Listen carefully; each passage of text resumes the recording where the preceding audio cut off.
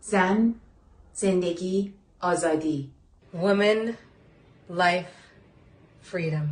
Mujer, vida, libertad.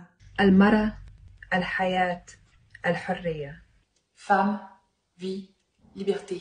女性、人生、自由. Babae, buhay, kalayaan. Kadın, hayat, özgürlük. Женщина, жизнь, свобода. Γυναίκα, ζωή, ελευθερία. Nguyen, Sun Ming, DL.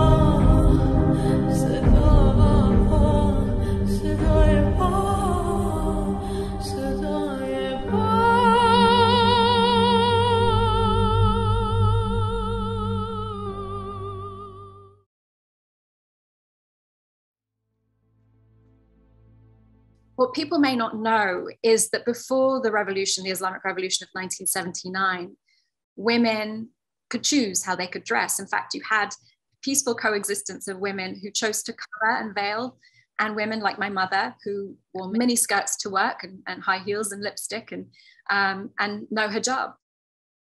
And women could become judges. They could assume the highest ministerial roles in the country. They were very much a part of the fabric of society. All of that was taken away.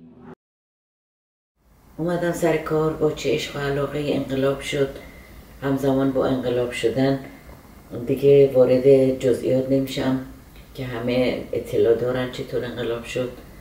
مدیر مدرسه گفت خواهش میکنم از شما معلما با روسری بیاین مدرسه. گفتیم اشکال نداره، خب با روسری میایم. گفت بیاین جلوی در مدرسه سر کنین، بیرون مدرسه روسری ها رو درارین. ما گفتیم مهم نیست، این کاری کردیم. یه زمانی گذشت، کم کم کم گفتن که روسری بیرون مدرسه هم حق نداریم برداریم، سرتون باشه. گفتم خب روسریه دیگه اب نداره. کم کم کم کم گفتن مقنعه بهتره، روسری عقب میره ولی مقنعه قشنگ نگه میداره، موها رو صورت میمونه. بازم گفتیم اشکال نداره دیگه، چاره نیست دیگه، بالاخره قانونه. مقنعه رو گذاشتیم و یه مدت که گذشت گفتن مقنعه باید چونه دار باشه. اعتراض کردیم تو جمع معلما. همکار برگشت به مدیر گفتش که تمام شعرها راجع به چشم ابروی زن گفتن، شما میگی ما چونه رو ببندیم؟ کجا تو شعر اسم چونه زن اومده؟ به هر جهت چونه رو هم گذاشتیم، چونه بند. یه مدت که گذشت گفتن که این مانتوهاتون هر مانتوی رو نپوشین، با هر لباسی نیاین، لباسی یه فرم بپوشین، رنگام باید فقط قهوه‌ای و مشکی و سرمه‌ای باشه. رنگم اونو انتخاب کردن برامون. ذره ذره ما رو عادت دادن به روسری، بعد مقنعه، بعد گفتن که چادر خیلی بهتره، یه سری چادره به حکم قرعه ما بینتون تقسیم میکنیم، به هر کی قرعه به نامش افتاد فردا با چادر بیاد. بازم یه مدت گذشت گفتن نه، همه باید با چادر بیاد. زنها هیچ وقت فکر نکردن که چقدر میتونه قدرت زیادی داشته باشن اگر با هم متحد بشن، اگر با هم تصمیم بگیرن که یک حرفشون رو برسونن به این دنیای مردانه و تأثیر بذارن روی این تصمیمات مردانه. که یک عده در کشورهای دنیا که در خارج از ایران دارن متحد میشن از زنهای قدرتمند که این حق رو برای زن ایرانی بگیرن. چرا ما خودمون به این فکر نیفتادیم هیچ وقت؟ چرا خودمون برای خودمون هیچ کاری نکردیم؟ این دنیای مردانه برای ما تصمیم گرفت. تازه هر جا که ما درست عمل کردیم گفتن شیر مرده، نمیدونم خیلی مردی. این بازم با واژه های مردانه ما رو تشویق کردن، یعنی ما رو تشبیه کردن بهترین هامون رو به خودشون و این واقعا دردناکه. ما دیروز از ساعت 12 ظهر تا 8 شب تو سایت بودیم تا تونستیم بلیط بگیریم. تمام خانمایی که اینجان همشون بلیط گرفتن، ولی الان اومدیم اینجا میگن فقط بخاطر اینکه یک نفر دستور داده که نرن خانم‌ها داخل ما رو اجازه نمیدن. ما مرخصی گرفتیم، کلی هزینه کردیم، الان میگن کنسل شده. بعد 80 سال برای این دینی که میخواد مردم رو بکشه من این روز حجاب رو از سرم برمیدارم.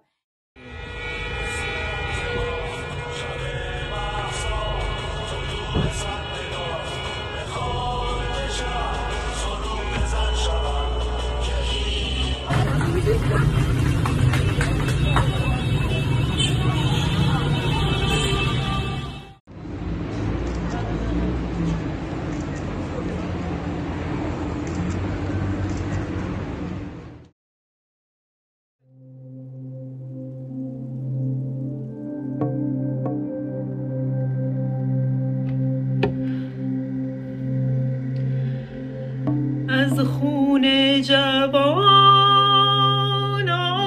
وطن لاله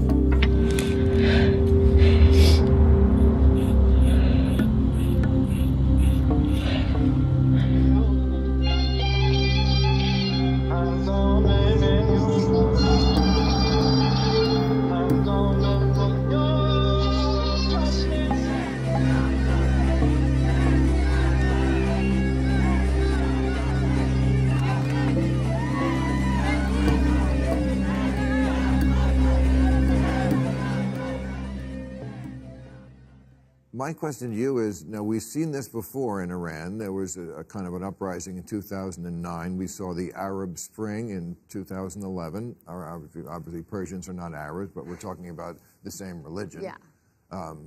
That's behind all this. Is this time going to be different? Of course.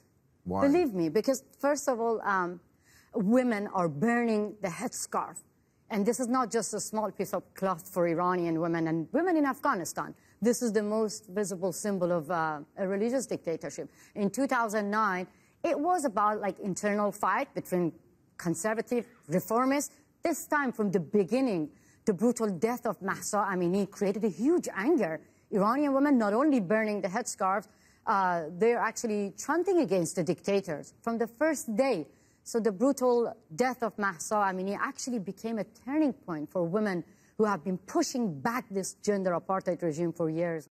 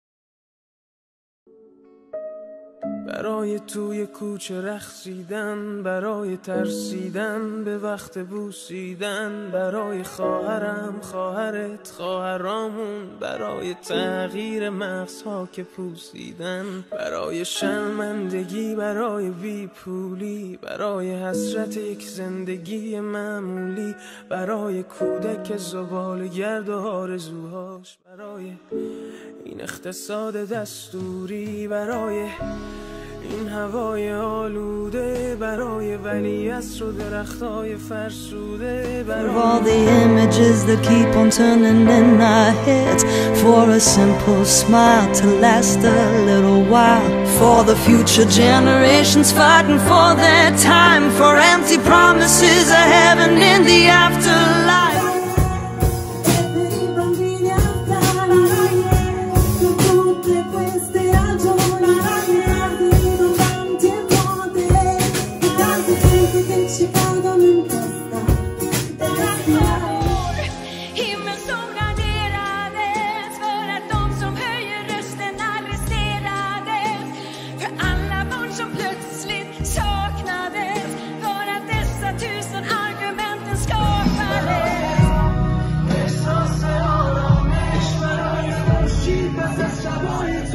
برای مرد میهن آبادی، برای دختری که آرزو داشت پسر بود، برای زن زندگی آزادی،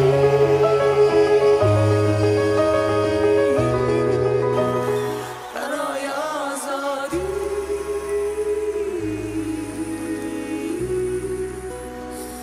برای آزادی.